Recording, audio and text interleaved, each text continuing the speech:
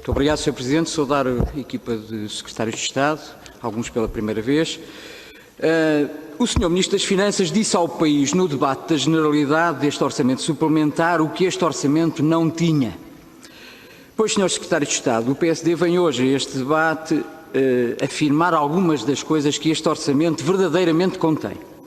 E tem desde logo um conjunto de dados de cenário macroeconómico completamente irrealistas, diria otimistas, que não tendo adesão à realidade colocam sérios riscos ao país no futuro. Diz-nos o Sr. Secretário de Estado Adjunto que trazem convosco a credibilidade das contas certas no passado. Sr. Secretário de Estado, esta presunção, diria arrogância, não lhe permite vir anunciar com desplante que no cenário macro, nomeadamente retração do PIB, para cumprirem as vossas metas, o segundo e o terceiro trimestre deste ano, o país precisa de crescer a 2 dígitos. É provável que não exista crescimento, quanto mais 2 dígitos. Alguém acredita nisto, Sr. Secretário de Estado? Os senhores dizem que estão em linha com a Comissão Europeia, disse a Sra. Secretária de Estado do Orçamento. Mesmo nessa previsão, os senhores são bastante mais otimistas. Outra surpresa que este Orçamento de Estado contém é o Governo antecipar no consumo privado uma queda apenas de metade daquilo que as instituições independentes prevêem. Esta previsão também não tem qualquer adesão à realidade. Todos sabem que boa parte da receita fiscal assenta em arrecadação de impostos indiretos e esses, por sua vez, advêm do consumo privado. Se o consumo privado retrair o que a média das instituições prevêem, tem a noção o Governo que no final do dia faltará nas contas públicas cerca de 1.700 milhões de euros, na melhor das possibilidades.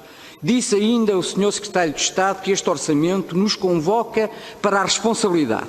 Responsabilidade, Sr. Secretário de Estado, é o Sr. Ministro ter dito no orçamento, no debate da generalidade, que não devemos interpretar de forma rígida as metas do déficit. É que isto remete-nos para tempos de triste memória, a que os portugueses com certeza não vão querer voltar, mas que este Governo, de forma irresponsável, nos está lá a querer colocar, que é o à vida para além do déficit. Portanto, este orçamento está cheio de alçapões obscuros, para não dizer que é um bar aberto, como diz o Bloco, mas desde logo a opacidade nos documentos, a falta de informação que permita uma leitura mais adequada dos documentos, diria mesmo, é um orçamento insuficiente e pouco transparente.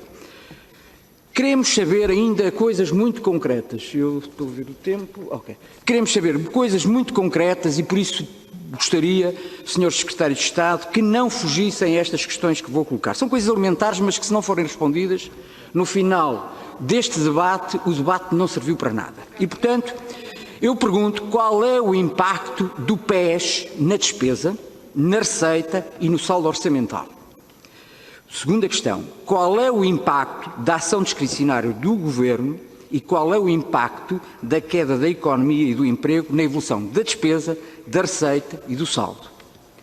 Qual é o impacto dos benefícios fiscais na perda da receita fiscal? Qual é o impacto das medidas anteriores ao PES na receita, na despesa e no saldo? E pergunto ainda, quanto vai custar ao país a reabertura das aulas? Pelo visto ainda tenho algum tempo, vou aproveitar para colocar mais uma questão e a outra deixarei para a terceira ronda.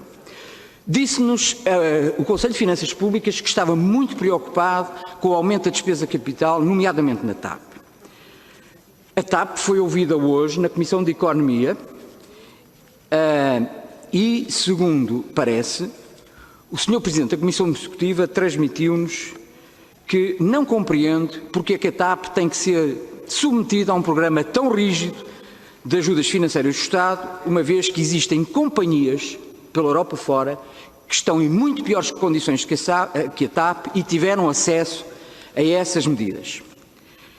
Dizem ainda que estavam disponíveis bancos para financiar em condições mais favoráveis para o sucesso e para o futuro da TAP, naturalmente com as garantias do Estado, sem ter a TAP de emagrecer, diminuir rotas ou despedir pessoal. Portanto, Sr. Secretário de Estado, desafio o Governo a informar o Parlamento de quais são as condições que estão a ser negociadas a que os investidores privados não respondem. Os senhores insistem dizendo que os privados não respondem àquilo que são as propostas feitas pelo Governo. Portanto, gostaríamos, o Parlamento, eu já percebi, apresentaram aqui já hoje nas respostas aos colegas várias informações muito positivas. De resto, o Sr. Secretário de Estado, João Mendes, fez aqui uma análise da TAP e do seu histórico, que é importante.